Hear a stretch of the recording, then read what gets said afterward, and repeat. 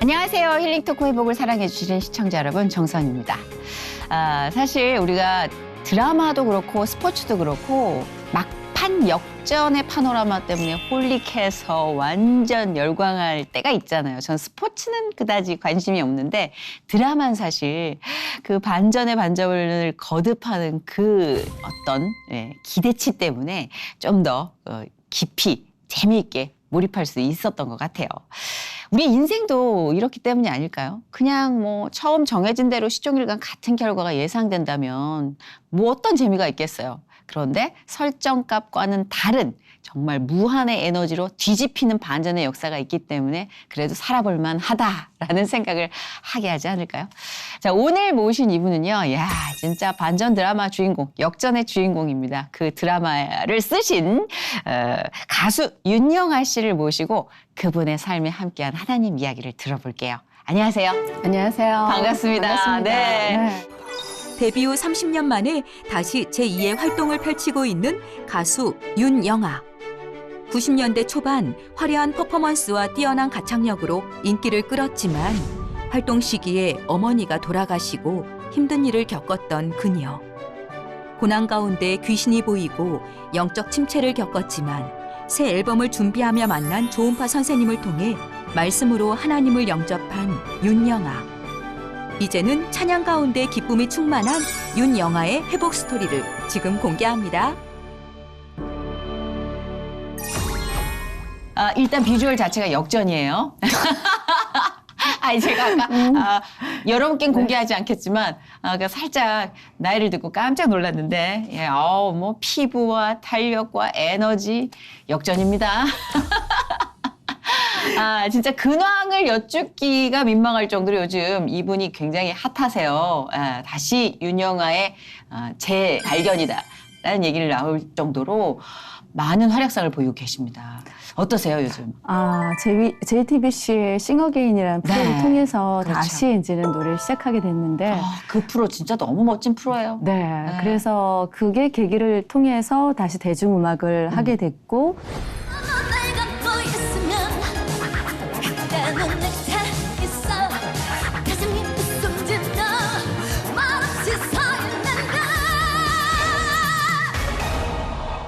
윤영아 씨가 50호 가수로 나오셨잖아요. 네, 맞아요. 네. 아주 기억에 선명히 남아있는데 이 싱어게인으로 대중 앞에 서시기까지 뭐 많은 일들이 있었겠지만 몇 년 만에 다시 무대에 서신 거예요? 무대는 사실 떠나온 적이 거의 네. 계속 했는데 네네. 중간에 뭐 여러 문제도 있었지만 그렇죠. 그런데 브라운관이라는 게 우리 방송은 조금만 활동을 안 해도 이 친구가 활동을 안 하는가 보다 생각할 수 맞아요. 있잖아요. 네. 근데 제가 방송은 조금 짧았어요. 그러니까 네. 90년대 초반이니까 거의 한 30년 만에 그러네요. 이렇게 네. 아마 팬분들은 그렇게 그러니까. 네, 아니, 난 대기실에서 딱 내 또래인 거 알았어. 왜냐면 브라운관이란 말을 쓰더라고. 요즘 안 쓰는 말인데 네. 우린 알아들었지롱. 근데 아까 우리 또 작가 언니가 선희 씨 이건 봐야 돼 하면서 그 30년 전에 윤영아 씨가 정말 핫할 때 무대를 보여주셨는데 제가 깜짝 놀란 게 언니 30년 전 아니지? 너무 세련된 거예요. 그러니까 장르도 시티팝이고 너무 매력 있는 약간 미국?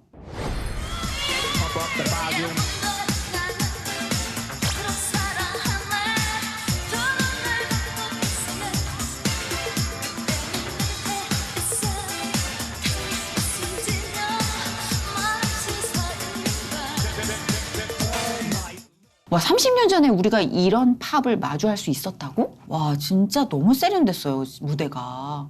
그때가 몇 살이셨어요? 그러니까 그때가 21살이었죠. 어머, 세상에. 네. 진짜 애기 할 때. 네. 어쩐지 정말 화러 같더라고요. 팔딱팔딱 하는 느낌? 그랬군요. 진짜 그때 파워가 대단했는데 어떠셨어요? 데뷔 당시 그 미니데이트를 했을 때. 미니데이트라는 곡은 사실 저희 1집 앨범이고요. 네. 그다음에 제가 90년대 네. KBS 청소년 창작가요제라는 가요제를 나왔어요. 거기에서, 일찌감치. 네, 그래서 오선지에 그리는 슬픔이라는 그 곡으로 이제 대상을 받았어요.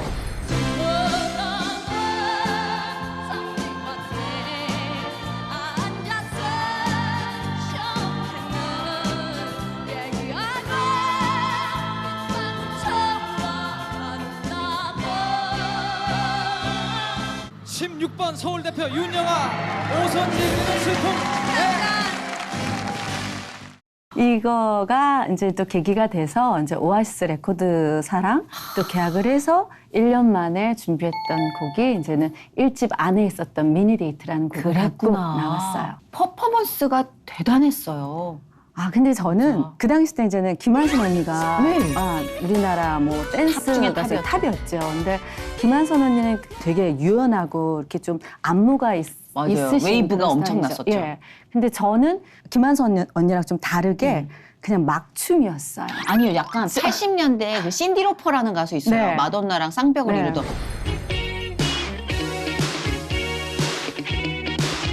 약간 자유로운 스타일이었어요. 맞아요. 저는. 그 신디 그래서- 로퍼 언니 춤이 그랬거든요. 네, 그래서 그렇게 해가지고 이제 자닉 잭슨, 폴라 압들 그런 분위기에 그런 분위기로 해가지고 온다. 나왔던 노래였어요. 그랬구나. 아, 그 당시에 인기를 끌었다고 말씀하셨는데 네. 어느 정도 그때는 가요 톱10 있었을 때 아니에요? 가요톱10, 가요톱10에 서태지 아이들이 1등 할 때 네. 저 5등 했어요. 우와! 네. 그 그리고- 정도면 굉장히 가요계 르네상스일 때 아니에요? 맞아요. 90년대 초반에 그랬었고 네. 그리고 또 군인 아저씨들한테 제가 서태지와 아이들을 그러네. 능가했어요. 군통령이셨네. 네, 그 당시 때.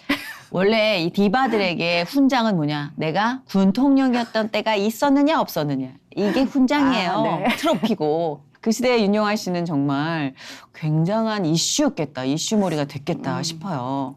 가수 데뷔는 그러면은 어떤 계기로 하게 되신 거예요? 가수가 되겠다 꿈을 갖게 된 건 고등학교 때 1학년 때 어느 날 네. 피아노 치면서 노래를 하는데 음. 갑자기 막 목이 딱 터지더라고요. 그래가지고 아. 그때 가수가 돼야겠구나라고 생각했어요. 피아노도 치시는구나. 어렸을 때 피아노를 쳤었는데 어. 원래 제가 이제 클래식을 이제 전공 뭐 클래식을 했었는데 네. 저한테는 팝이 더 좋았어요. 그래서 막 가요를 치고 막 그래서 오히려 피아노 선생님이 너 그거 어떻게 치는 거야? 막 그래가지고 예 선생님 이걸 이렇게 치시고요. 예 그럼 땡땡땡땡땡땡땡 막 이런 식으로. 그럴 수 있어요. 그게 아무래도 전환하시는 분들 얘기를 들어보면 내 심장이 거기에 또 빨리 맞아요. 반응했다고 그러시더라고요. 네, 그러니까 그 비트에. 저는 비트 있는 음악을 좋아했었어요. 그러다 보니까 그런데 이게 나이가 들으니까 그것도 공존되는 것 같아요. 클래식도 좋고, 맞아요, 팝도 맞아요. 좋고, 락도 네. 좋고, 근데 장르가 이제 구분 없이 다 그렇죠. 좋아지더라고요. 수용할 수 있는 범위가 넓어진다는 네. 거죠, 사실. 네. 그러셨구나. 그러면 어렸을 때부터 그 끼와 재능과 또 호기심이 가득해서 그 여세를 몰아 이제 가수로 입문을 하셨는데 네. 그 당시에 가수로 계속해서 활동을 하는 게 쉽진 않았어요. 제 기억으로는 그렇죠. 네. 소속사 분쟁이 많았던 시기였어요. 네, 사실 왠지. 제가 오아시스 레코드사랑 계약을 한 거는 잘했었어요, 그때까지. 그리고 잘 나가는 레코드 회사였죠. 네, 그 당시 지금 이제 레코드 회사가 없어졌죠. 네, 근데 없어졌죠. 당시는 뭐 지구, 뭐 맞아요, 오아시스, 맞아요. 뭐 이렇게 서울 음반 되게 유명한 3대. 네, 맞아요. 그 중에 한 레코드 회사랑 계약을 했고 활동도 잘했고 그리고 저는 행사를 좀 많이 했었어요. 그런데 이제 행사를 하고 중간에 이제 엄마가 많이 아팠어요. 아이고, 이제 아프셨어요. 췌장암을 걸리셨는데 저는 사실 저희 집안은 불교 집안이에요. 네. 그리고 이제 좀 유복하게 자랐었고 그래서 제가 이렇게 어떤 생활을 해나갈 이유는 없었었는데 아유, 그럼 그 당시에 네. 피아노 배웠으면 딱 네. 유복 나오죠. 그런데 그런데 엄마가 아프시고 아버지도 이제 사업을 접게 되시고 이러면서 갑자기 이제 공주의 삶에서 갑자기 조금 무수리의 삶으로 그렇게 된 거예요. 그래서 제가 생활을 좀 떠안게 됐어요. 갑작스러워. 그래서 텔레비전보다는 행사 위주로 제가 활동을 했었어요. 그랬구나. 네, 그래서 근데 결국은 엄마는 이제 돌아가셨는데 아이고. 그러고 난 뒤 계속 이제는 저는 어쨌든 무대 생활을 계속했고 그러다가 이제 30대가 지나고 30 중반이 이제 거의 다 가는 거예요. 그렇군.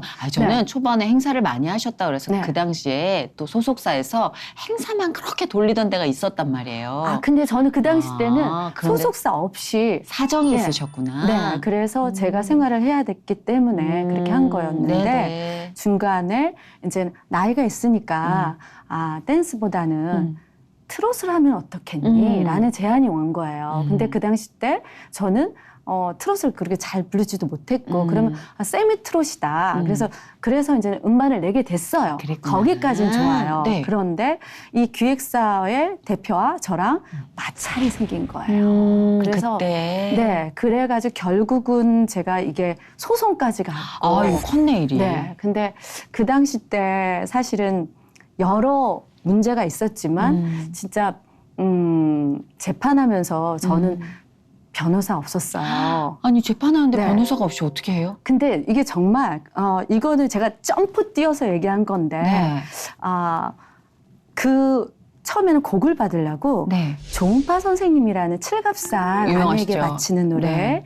지으신 조은파 선생님을 찾아갔어요. 네. 그랬더니 선생님이 곡을 안 주시는 거예요. 그리고 그냥 계속 예수 얘기만 하시는 거예요. 오. 예, 그래서 저는 믿지도 않는데 근데 이상하게 그 선생님 말씀하시는 거는 굉장히 뭔가 따뜻한 그런 느낌이 드는 거예요. 그래서 그 선생님 곡은 안 주셨지만 그 선생님이 뭐 성경 말씀 문자도 보내주시고 막 이러셨었거든요. 세상에. 네, 그랬을 때 저는 그냥 선생님 감사합니다. 오늘 좋은 하루 되세요. 그리고 오늘 또 이제 뭐 건강하세요. 뭐 이렇게 짧게 보냈고 근데 선생님은 계속해서 말씀 문자를 주시고 이제 그런 와중에 선생님과의 그런 교감이 있었는데 그 와중에 이 기획사랑은 소송이 가고 막 이런 상태였어요. 근데 그 전에 제가 선생님이 이제 사무실을 갔는데 선생님이 저를 손을 잡아주시면서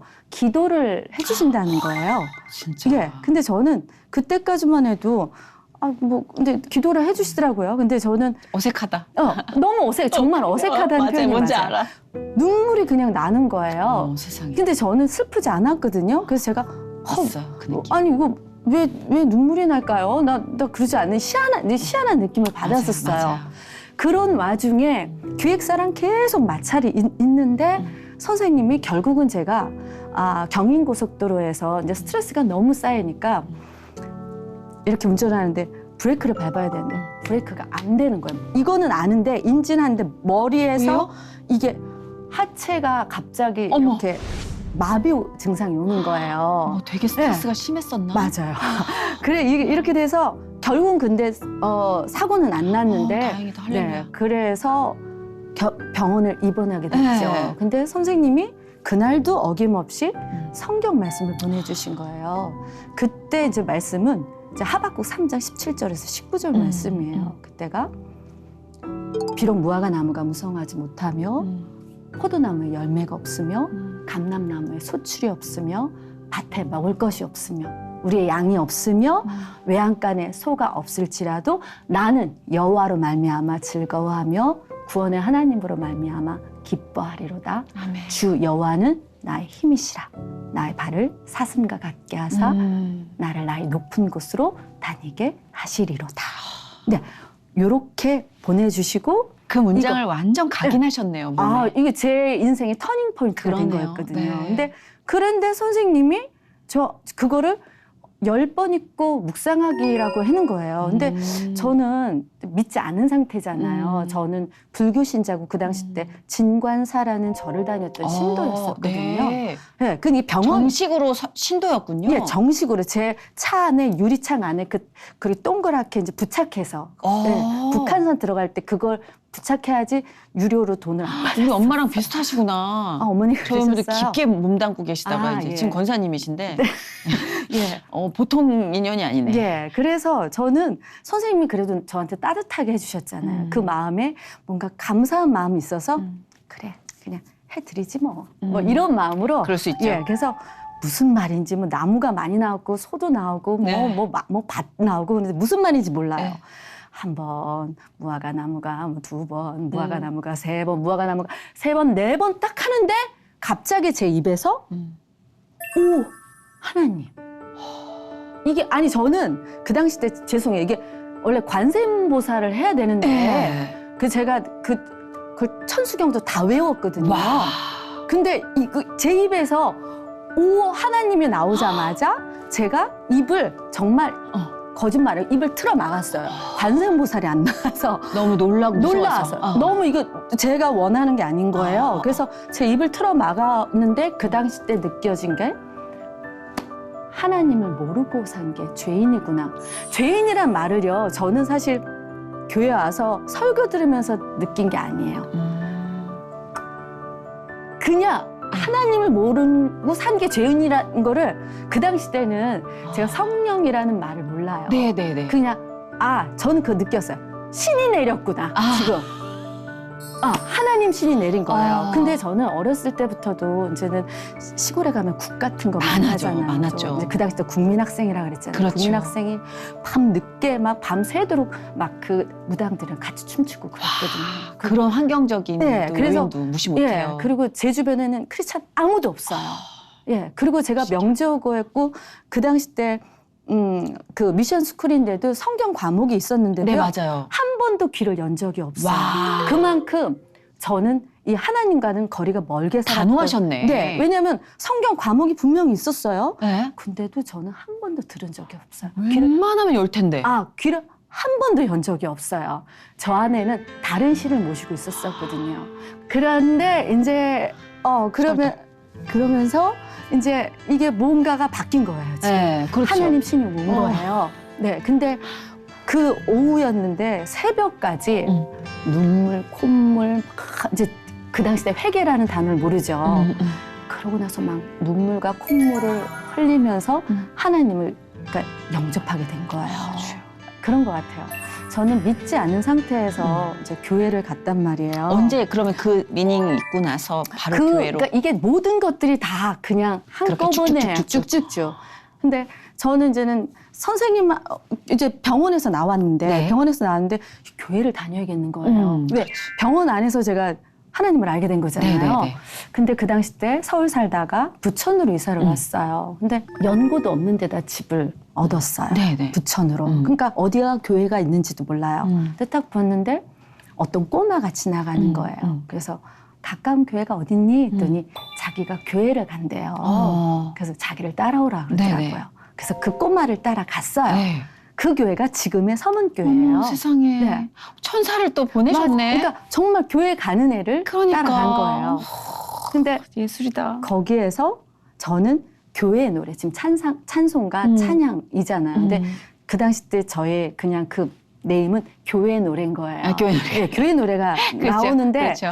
이렇게 했는데 이렇게 PPT가 있고 앞에 이제 찬양단. 그러니까 뭐 노래하는 가수들인가? 교회 가수인가? 이렇게 생각을 했던 교회 거예요. 문화를 전혀 모르니까. 모르니까요. 그러니까 그런가 보다 했는데 저는 그 사람이 보이지 않고 PPT가 딱 보이는 거예요. 근데 그때 너무 은혜 받은 찬양이 있어요. 어떤?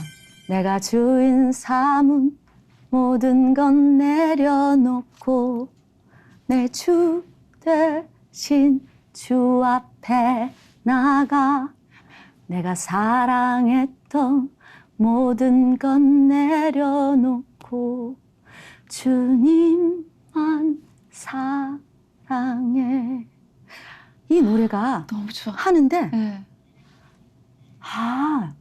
내가 정말 내가 주인인 것처럼 살았네. 하나님이 주인이었는데 그거를 그냥 그 찬양을 보면서 깨닫게 된 거예요. 맞아요. 이렇게 찬양 가운데 하나님은 이렇게 너희 주인이야 라는 걸 알게 해주시더라고요. 그럼 뭐 정말 직격탄을 이렇게 찬양으로 맞으신 처음 거네요. 교회 갔는데. 그러게 말이에요. 네. 야, 그러니까 워낙 하나님이 갈증을 느끼고 계셨나 보다. 그래서 뭐 부르고 싶었고 이야기를 들려주고 싶었고. 저는 네. 제가 누가 교회를 가자고 해서 뭐 설교를 들어서가 아니고 하나님이 그냥 직방으로 직방. 직투더빵. 네. 그럼요. 다급하셨던 것 같아요, 우리 하나님이. 영화를 구해내자, 직투더빵. 그런 거 아닌 것 같아요. 제가 약간 고집이라면 고집인데 누가 막 이렇게 해서는 말을 잘 안 들으니까 그냥 한 번에 그냥 원래 하시는 아티스트들이 그런 고집들이 네. 지네요. 네, 좀 강하고 저도 뭐. 근데 그 이후로는 예수님이 어떻게 또 인도하셨을까요? 궁금해요. 네. 진짜 제가 어렸을 때 약간 일반적이지 않다 네. 그랬잖아요. 근데 저희 엄마랑 굉장히 유대 관계가 되게 좋았었어요. 거의 분신처럼 그렇게 엄마가 그랬구나. 활동할 때도 항상 같이 다녔었고 아이고. 그리고 이제 애들이랑 놀 때도 엄마가 같이 놀 정도로 그렇게 세상에. 친구 같던 그런 엄마였는데 아휴. 엄마가 돌아가시고 나서 그때 사춘기가 오더라고요. 이게 20대 이제 초중반이었어요. 그럴 수 있죠. 당연히. 네. 정말 저는 사춘기 없이 자랐었거든요. 근데 그때 엄마가 없고 그러니까 제 마음에 이제 뭐라 그러니까 좀 외로움과 그럼요. 방황의 시기가 온 그 거예요. 상실감이 얼마나 큰데요. 네. 그러니까 그때부터 귀신이 보이기 시작한 거예요. 그러니까 저는 정말 엄마를 사랑했는데 정말 사랑하는 엄마가 없어진 거예요. 그래서 잠을 자면 한 3시간 이상, 2시간, 3시간 이상을 잠을 못 잤었어요. 그래서 정신과 가서 신경정신과 가서 수면제도 복용받았었고요. 그리고 귀신이 어느 날은 발밑창에서 딱, 또 여기 딱, 어느 날은 귀 오른쪽에서 막 이렇게 못 살게 부르는 거예요. 그리고 이렇게 사람이 있는데 옆에 다른 형체의 얼굴이 보이고 그러니까 정말 영적으로 너무너무 힘들었었어요. 와우. 제가. 그리고 일은 너무너무 바빴고 네. 막 이게 막 그러니까 앞에서는 무대를 쓰지만 제 영적인 상태는 진짜 꽝이었었어요. 그럼 네. 진짜 엉망진창 되는데. 엉망진창이죠. 맞아요. 그러니까 몸도 어느 날 이런 적이 있었어요. 보험을 들으려고 그러는데 뭐 수치가 안 나올 정도로 해서 보험을 못 들은 적이 있었어요. 어머. 그 정도로 몸이 안 좋았었어요. 아이고야. 네. 그렇게 제가 영적으로 어려움이 있었었는데 보혈 찬양이 그렇게 좋대요. 예수님의 피가 그런 귀신들은 예수님한테 꼼짝을 못 한다는 거를 알게 된 거예요. 예. 그래서 제가 그렇지. 예수님의 보혈 앞에서 쥐들이 꼼짝 못하지 당연히. 그렇죠. 그래서 제가 그걸 알고 성경책 뒤에 보면 찬송가가 있잖아요. 네네. 보혈 찬송, 성결, 뭐 은혜 찬송, 소명 찬송 있죠. 쫙쫙 종류별로 있죠. 카테고리가. 그렇죠. 그 종류별에서 이제 보혈 찬송 위주로. 마귀 대적 찬양을 예. 권사님들이 다 아시잖아요. 예. 그게 보혈 찬송이구나. 그래서 죄에서 자유를 얻게 함은 맞아요. 보혈의 능력 주의 보혈 주의 보혈 그것도요. 와, 아주 끌어오른다, 진짜 와. 능력이 또다 이런 식으로 맞아. 철야 예배 가면은 다 주먹 쥐고 네. 불러요. 그 노래는. 막 이렇게 하고요. 대적해야 네, 되니까. 대적해야 되니까. 이제 알겠네. 그래서 그렇게 했더니 정말 너무 희한한 게 그런 고민이 정말 없어졌어요. 주여. 그래서 저는 지금도 예를 들면 조금 어려운 분들 가면은 제가 이 얘기는 엄청 많이 해요. 보혈 찬송을 보혈 불러라. 찬송. 그러면 그 킵해야겠다. 힘이 엄청 많이 난다. 킵해야겠다. 네. 그래서 왜냐면 중요한 일 앞두고 마귀가 끌어요. 맞아요. 예. 그리고 이렇게 약간 우리가 스산한 데 있잖아요. 스산한 저는 예전에도 이렇게 바위가 큰 거가 있거나 나무가 오래된 거가 있으면 그 기운이 막 느껴지는 거예요. 영적으로 굉장히 예민하신 네, 분이구나. 그래서 막 이게 저한테 덮쳐요. 그냥 이 기운이 느껴지는 거예요. 그러니까 와, 사람이 딱 봐도 양기가 있고 음기가 있잖아요. 음기가 딱 오는 사람은 막 그게 느껴져서 왜 우리 엄마랑 이렇게 닮았지? 소름 돋아. 나 장권사님 만나는 것 같네, 지금. 영적으로 굉장히 예민하신 분들이 있어요. 그러니까 너무 힘들었어요. 근데 근데 그런 분들 기도할 때 옆에 가면 여기가 후끈후끈해요. 혹시 윤영아 씨도 기도할 때 옆에서 그런 느낌을 저는 받는다고 그런 게 하시던가요? 되게 많았었어요. 그래서 그러한 조금 기운이 스산하거나 음산한 기운이 들 때도 예수 이름으로 명하노니 뭐 귀신 물러갈지어다 아멘. 이렇게 해야 되잖아요. 네. 그 너무 길죠, 사실. 네. 그 예수만 해도 먹히는 거거든요. 그렇죠. 그럼 예수 계속 제안해서 이걸 샤워할 때도 샤워 부스에서 물이 떨어지잖아요. 네. 머리부터 발끝까지 예수의 피로 저를 적셔 주세요. 그거를 막 기도하면서 샤워를 하는 거예요. 머리가 또 좀 길어요, 제가. 항상 저기 마귀가 무서워서 가겠어요. 근데 정말로. 계속 예수. 정말. 약간 우울할 때도 이게 기분이 싹 업돼요. 그리고 자신감이 막 생겨져요. 맞아요. 이렇게 처연한 느낌의 찬양은 나를 한번 살펴보고 속아내는 데 필요하다면 전투력 만렙이 그렇죠. 만렙이어야 할 때 부를 찬양이 그렇죠. 있어요. 나가야 되는 끌어올릴 거죠. 때? 네, 그렇죠. 보혈 찬송. 오케이. 네. 접수. 네. 근데 오늘 정보도 주시네 이렇게. 너무 희한한 게 제가 예수님을 잘 모를 때였잖아요. 교회 처음 나갔을 때도 꿈을 주셨어요.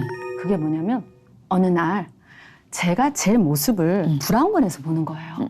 그런데 스님 입는 옷을 입고 네. 그렇게 바라춤 있잖아요. 쟁 같은 거 네. 큰 걸로 막 이렇게 막 하면서 춤을 추더라고요. 그리고 빨간 립스틱에 그 모습을 제가 보는 거예요. 근데 내가 이랬구나라는 걸 또 인식하게 됐는데 어떤 분이 저를 데리고 굉장히 계단이 많은 곳에 저를 데려가시는 거예요. 편지를 준 거예요. 네. 근데 화선지 있잖아요. 화선지에 궁서체라 그러죠. 포, 도, 나, 무 와. 이렇게 주신 거예요. 근데 이 뭐야? 꿈이 네. 예사롭지 않은 거예요. 네. 그래서 교회 다니는 분한테 제가 여쭤봤어요. 네. 이 포도나무의 의미가 있을 것 같아요. 네. 근데 그게 예수님이라는 거예요. 네. 그러니까 예수님은 제가 알기도 전에 말씀으로 하박국 말씀으로 오셨고 꿈에서도 네가 예전엔 그런 삶을 살았지만 앞으로는 내가 너를 인내하고 은혜하는 삶을 살겠다라는 거를 그 지표를 보여주시면서 그렇게 편지를 주신 거예요. 네. 포도나무신 예수님이. 그러니까 하나부터 10까지 모든 것을 그냥 다 느끼게 하시고 알게 해주신 것 같아요. 그러시네요, 진짜. 예수님이 주시는 마음은 네. 정말 평온해요. 그리고 때로는 바보 같아요. 그거 바보 같은 짓인데 이러면 내가 질 것 같은데. 근데 예수님은 그 지는 것 같은 마음 가운데서도 결과적으로 좋게 하시는 분이고요. 맞아요. 나쁜 영이 주는 거는요. 굉장히 영특해요. 영특한 것도 맞아요. 하지만 사람을 되게 조급하게 하고 신경질적으로 만들어요. 그러니까 막 서 있어. 뾰족. 네, 서 있어. 맞아요. 이게 영이 다르더라고요. 제가 그러니까 어렸을 때부터 영적으로 좀 예민한 게 있어서 우리 하나님의 영은 진짜 성령이 주시는 마음과 나쁜 영은 정말 차별화돼 있다는 거죠. 아, 그러네, 진짜. 네. 아니, 그런 것들이 조금 즉각적으로 오는 반응이 굉장히 빨리 감지되는 빨리 와요. 분이시잖아요. 그렇기 때문에 기도를 하고 나서 좀 예전에 어떤 뭐 내 실수나 이런 것들에 대한 회개도 빠를 것이고 관계 회복도 좀 빨랐을 것이고 모든 게 조금 이렇게 즉각적으로 빨랐을 것 같아요.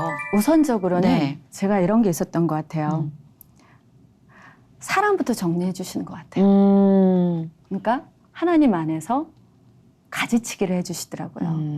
우리는 때로는 사람과 사람의 관계가 있기 때문에 아예 정이 있고 뭐가 있고 이러면서 아닌 거를 잘 끊기가 어려워요. 맞아요. 저 잘 못 끊어요.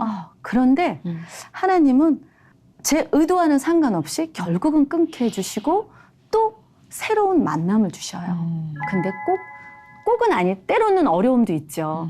근데 좋은 만남을 많이 주시더라고요. 그리고 처음부터 완성해 주시지 않는 것 같아요.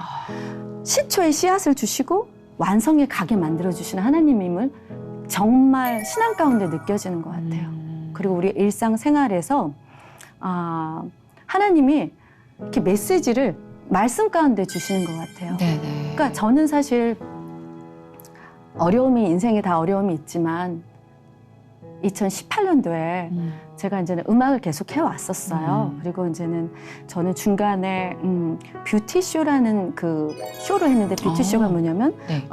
모델 겸 뮤지컬적인 요소가 있었던 그런 쇼였어요. 네. 그 쇼를 오랫동안 한 8, 9년을 해왔어요. 오, 그러셨어요? 네. 그런데 그러면서 이제 학교 강의도 나가고 이렇게 해서 그래도 남들 볼 땐 그렇게 나쁘진 않았었어요. 다만 불안감이 좀 안 나왔을 뿐이지 계속 음악 생활을 해왔는데. 그랬구나. 네. 그럼요. 활동하신 거죠. 네. 근데 남편이 조금 일이 좀 뭐가 좀 안 됐었어요. 그래서 갑자기 제가 아버지를 계속 모시고 살았었거든요. 네. 근데 2018년도에 2015년부터 아버지가 이제는 암이 발생된 아이고. 거죠. 네. 근데 결국은 막 되게 뭐 이것저것 들어갈 거가 너무 많았어요. 근데 제가 결국은 폼나지 않는 일을 해야 됐었던 거예요. 네. 근데 음악만 하고 살아왔다가 갑자기 식당을 취직하게 됐어요. 네.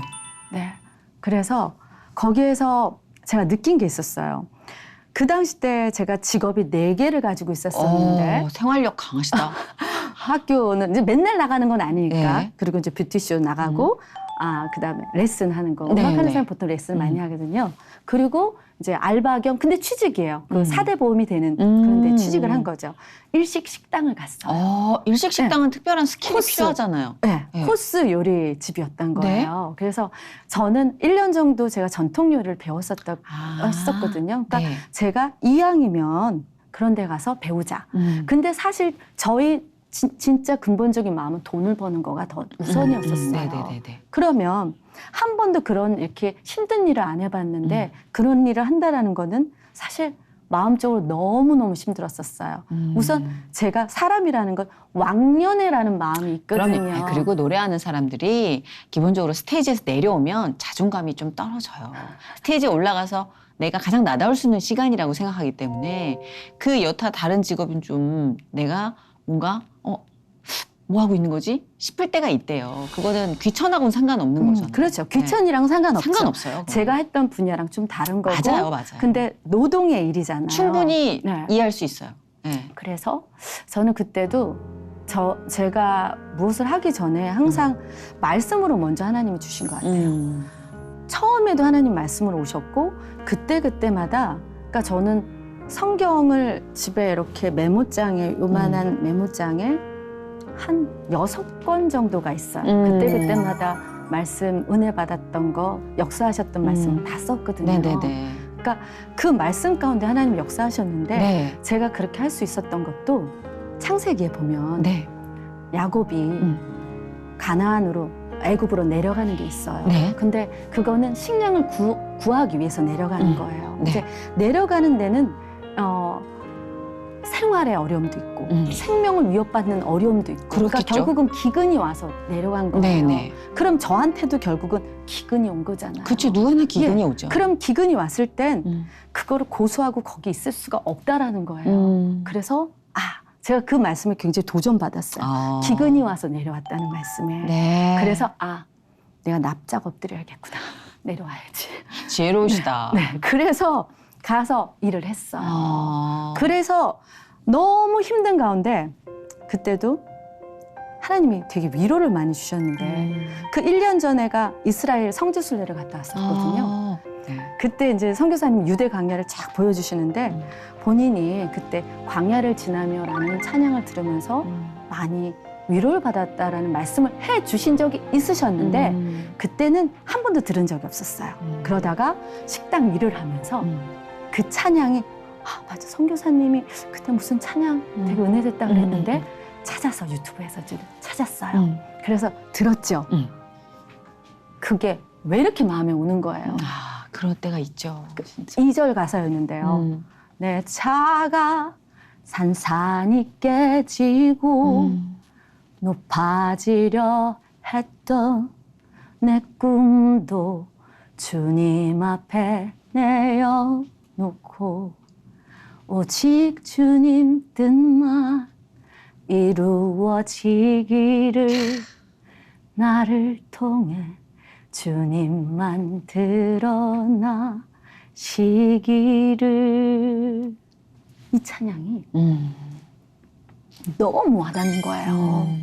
그래서 이 찬양과 말씀과는 실과 바늘처럼 제 인생에 송두리째 역사하시더라고요. 유독 그 감지 능력이 좀 빠르시다라는 생각도 해요. 그것도 선물이고 정말 주님께서 주신 축복이 아닐까 싶은데 그 아버님을 오래도록 이제 투병생활을 하시는 동안 또 모시고 계시다가 아버님께서 소천을 하셨다고 들었어요. 최근에요. 네, 그 또 장례식에서 엄청나게 영적 체험을 하셨다고 들었는데 그 얘기가 너무 궁금해요.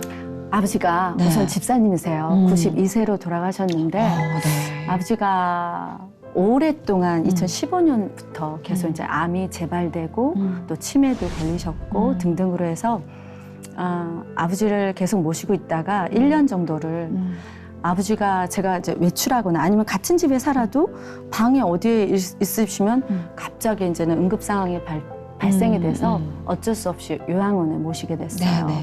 근데 요양원에 모셨어도 피 수혈로 연명을 해 가셨었거든요. 이제 구강암 환자셨고, 근데 결국은 나중에는 이 피가 지혈이 안 되는 거예요. 그래서 어느 때는 정말 주일만 빼놓고 그러니까 거의 한 일주일에 2번, 3번씩을 모시고 병원을 다녔어요. 네네. 응급실, 진료실 막 왔다 갔다. 그러면서 너무 신기한 게 아버지가 그렇게 예배를 사모하시는 거예요. 우리 아버지도 같이 서문교회 교인이시지만 네네. 그 요양원 위층에 153 예인교회라는 교회가 있어요. 그 교회가 이제는 제가 아는 또 부목사님이 이제 우리 교회에 계셨던 부목사님이 개척하신 네네. 교회고, 그러니까 아버지가 이제 그 교회를 이제는 다니시게 된 거예요. 그러면서 너무 희한한 게 그렇게 피를 흘리고 그런데 예배를 너무 사모하시는데 예배 때는 또 피가 안 나오는 아우, 거예요. 주여. 너무 그때도 정말 신기했어요. 네. 그래서 아버지가 정말 사력을 다해서 예배를 드리시는 거예요. 그래서 제가 그랬어요. 보통은 이제 중간 과정이 원래 사람이 아프거나 어떤 때가 되면 죽음도 준비를 해야 되는데 그렇죠. 제가 아버지가 꼭 빨리 돌아가시라는 얘기가 아니에요. 아, 그럼요. 예. 근데 아버지는 정말 살고자 하시는 거예요. 아. 그래서 저는 왜 아버지가 저렇게 사시고자 하실까? 때를 왜 준비하지 않으실까? 그런 생각도 있었었는데 또 예배를 사모하는 것도 너무 신기했었어요. 근데 정말 사력을 다해서 예배를 드리시더라고요. 그 아픈 분이 그 한 30몇 분이 이제는 보통 예배를 드리시거든요. 우리 아버지 목소리 찬양이 제일 컸어요. 찬양을 그렇게 부르시는 거예요. 그래서 저는 아버지가 아플 때 그 생각을 했어요. 우리가 왜 예배를 드리냐. 처음에는 생각이 든 게 구원에 확신이 없고 천국에 소망이 없다면 저 예배가 진짜일까? 기복신앙일까? 아버지를 의심했었던 적도 있었어요. 아. 그런데 너무 신기한 건요. 제가 5월 3일 날 콘서트를 하게 됐어요. 네. 저한테는 정말 영광의 날이죠. 다시 활동을 해서 콘서트를 했는데 아버지가 그날 응급실에 가시는 거예요. 아이고. 근데 저는 항상 보호자로 아버지 보호자로 살았는데 네. 여기에서 리허설을 하고 그래야 되는데 아버지 어떡해. 석관을 뚜내 만에 어. 이제는 호스가 이제 목 아래로 내려가 그거를 다 전화로 예, 아이고. 하세요 하고 말이 많이 아니었는데 어쨌든 아버지는 다음 날 어린이날 돌아가셨어요. 아이고, 소천하셨구나. 네. 그런데 많은 크리스찬 장례식을 가봤지만 우리 아버지가 제가 믿고 나서는 처음 돌아가신 거거든요. 네. 엄마 때는 제가 믿지 않았었으니까. 근데 입관식을 하는데요. 입관 예배를 드린 다음에 입관식을 탁 하는데 우리 오빠는 믿지 않는 상태예요. 우리 남편과 그다음에 이제 외갓집 사람들이 같이 7명이 입관식을 했어요. 그래서 제가 기도를 하고 마지막 보내드리면서 하나님 이 영혼을 받아주세요. 라고 기도를 하면서 하는데 마음에 벌써 이미 아버지 천국 가셨구나. 네, 평화. 그 마음이 확 오는 거예요. 근데 그때 5월 햇살 알죠? 5월 햇살이 나뭇잎과 나뭇잎의 연녹색의 그 햇빛이 쫙 오면은 그 차차차차 하면서 맞아요. 우리 하늘처럼 갈라지면서. 그렇죠. 네. 그 느낌이 확 오는 거예요. 그리고 제가 그때 하늘 가는 밝은 길이 내 앞에 있으니 슬픈 일을 많이 보고 늘 고생하여도 우리 아버지가 아멘. 관에 누워있는데 하나님께 아버지를 그대로 받아달라는 그런 찬양을 올려드렸어요.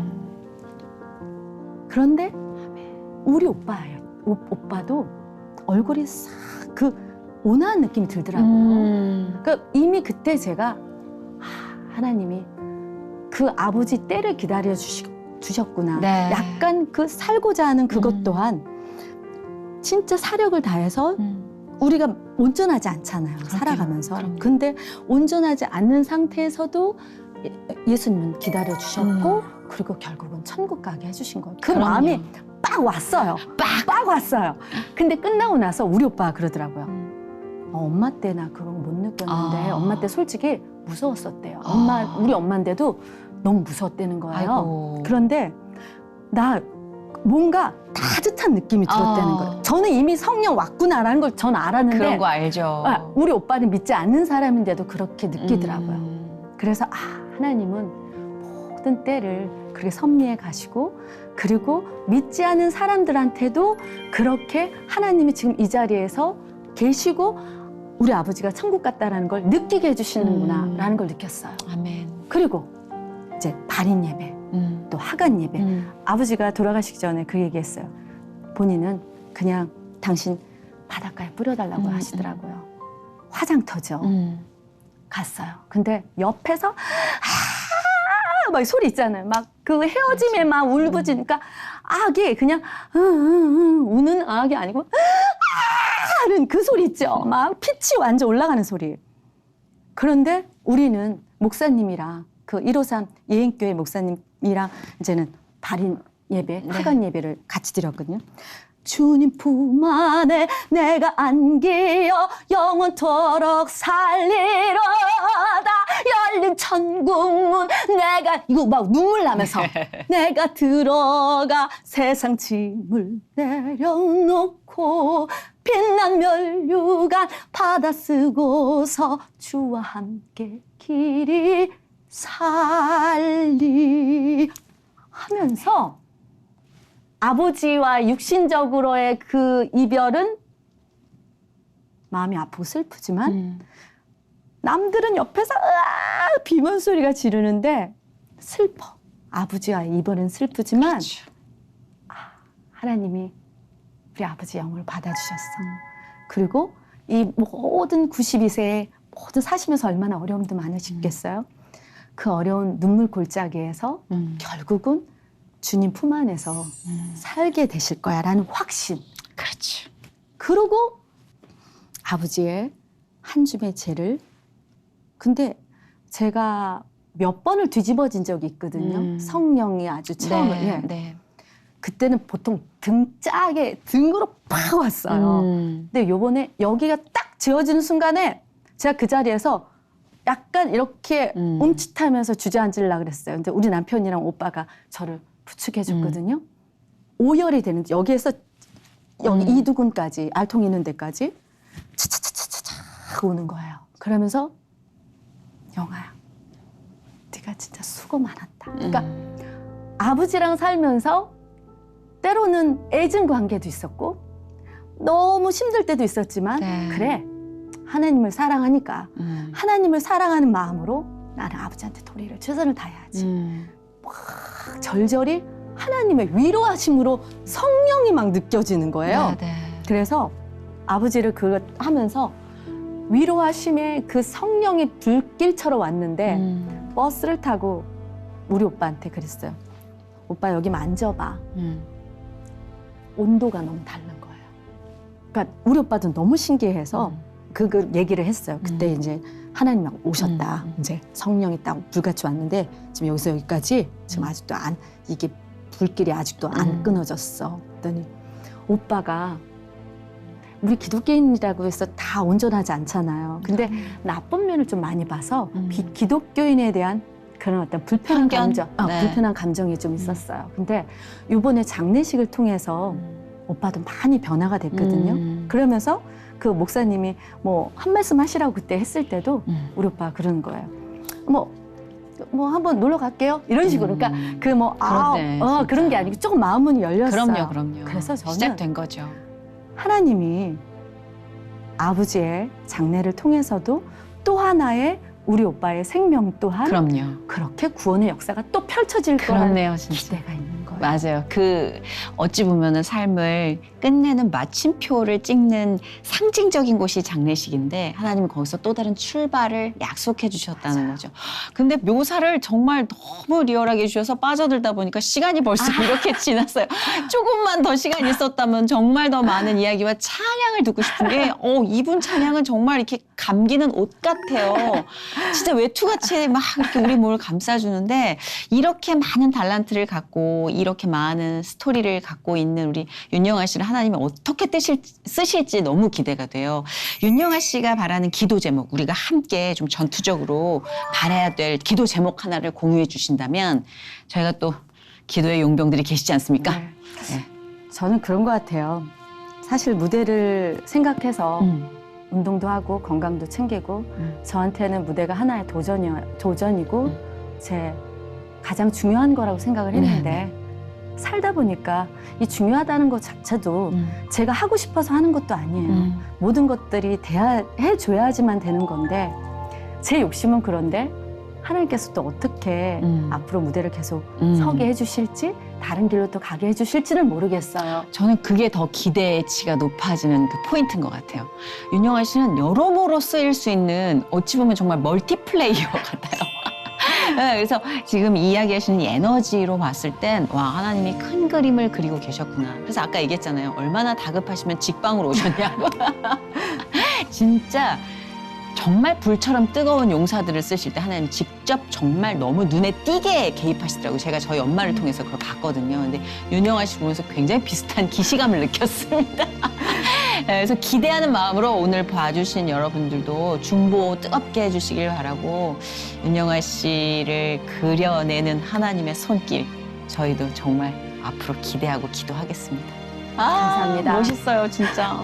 아니, 어쩜 찬양이 이렇게 감겨. 축복하겠습니다. 아멘. 아멘. 감사합니다. 감사합니다.